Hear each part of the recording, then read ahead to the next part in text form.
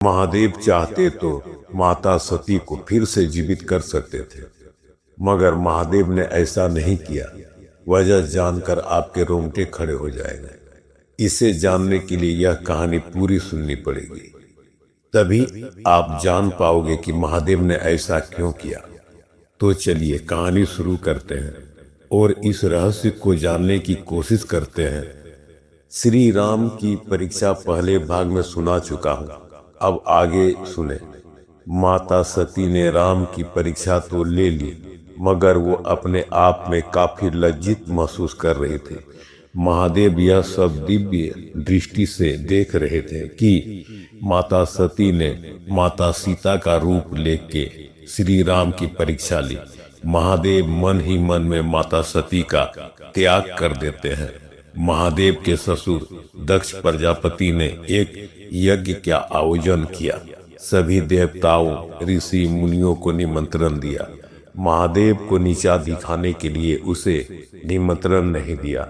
यह बात जब माता सती को पता चली कि उसके मैके में एक यज्ञ हो रहा है और उसे बुलावा नहीं आया, तो यह जानने के लिए महादेव से कहा कि मेरे मैके में एक यज्ञ हो रहा है, मैं उस यज्ञ में शामिल होने और मुझे क्यों नहीं बुलाया गया, यह जानने के लिए मैं मैके जाऊंगी। महादेव ने माता सती को मना किया, मगर माता सती अपनी हट के कारण अपने मैके चली गई। मगर वहां माता सती का सभी ने अपमान किया। माता सती ने अपने पिता दक्ष प्रजापति से इसका कारण पूछा, तो उसके पिता ने भी उसका और महादेव का अपमान किया, जिससे माता सती इस तरह के अपमान को नहीं सह पाई और उस यज्ञ कुंड में आत्मदाह कर लिया। महादेव यह सब दिव्य दृष्टि से देख रहे थे। यह देख महादेव ने वीरभद्र को अपनी जटा से प्रकट किया और दक्ष प्रजापति को मारने का आदेश दे दिया। वीरभद्र ने यज्ञ भूमि में आकर दक्ष प्रजापति का शव धड़ से अलग कर दिया। तब महादेव वहां आकर माता सती के शव को देखने लगे। सभी देवताओं ने महादेव से निवेदन किया कि दक्ष प्रजापति का जीवित रहना जरूरी है, नहीं तो सृष्टि का संतुलन बिगड़ जाएगा। तो महादेव ने दक्ष प्रजापति को बकरे का सिर देकर उसे जीवित कर दिया। अब माता सती का शव महादेव अपने दोनों हाथों में लेकर वहां से जाने लगे और महादेव के मन में कुछ विचार चलने लगे। पहला कि माता सती ने उसके आराध्य श्री राम की पत्नी माता सीता का रूप लिया था।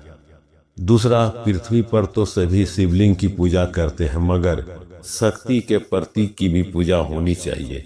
तब श्री हरि विष्णु ने महादेव से अनुमति लेकर माता सती के शरीर को सुदर्शन चक्र से 51 टुकड़ों में खंडित कर दिया, जो पृथ्वी के अलग अलग हिस्सों पर गिरी, जिसे हम शक्तिपीठ के नाम से जानते हैं। इस सृष्टि में पूरे ब्रह्मांड में शिव इच्छा के बिना कुछ भी घटित नहीं होता। पृथ्वी के संतुलन के लिए शक्तिपीठों का होना जरूरी था, या इसलिए महादेव से किसी ने माता सती को फिर से जीवित करने का अनुरोध नहीं किया, या महादेव नहीं चाहते थे कि माता सती को फिर से जीवित किया जाए। यह तो महादेव ही जाने। सृष्टि में महादेव की इच्छा के बिना कुछ भी घटित नहीं होता। मेरा उद्देश्य यह कहानी सुनाना है, यह कहानी आप लोगों तक पहुंचाने का माध्यम हो। जब से मेरे आंगन में यह शिवलिंग निकला है, तब से आज तक मैं समझ नहीं पाया हूं कि आखिर महादेव चाहते क्या है। यह जो शिवलिंग आप देख रहे हैं, यह एक प्राकृतिक शिवलिंग है जो मेरे आंगन में निकला है। मैं जब भी शिव की सेवा करता हूँ, प्रतिदिन एक कहानी मेरे मन में आ जाता है और मैं आप लोगों तक पहुंचा देता हूं। अगर आपको वीडियो अच्छी लगी तो लाइक करें, सब्सक्राइब करें, कमेंट में हर हर महादेव जरूर लिखें। जय भोलेनाथ, हर हर महादेव।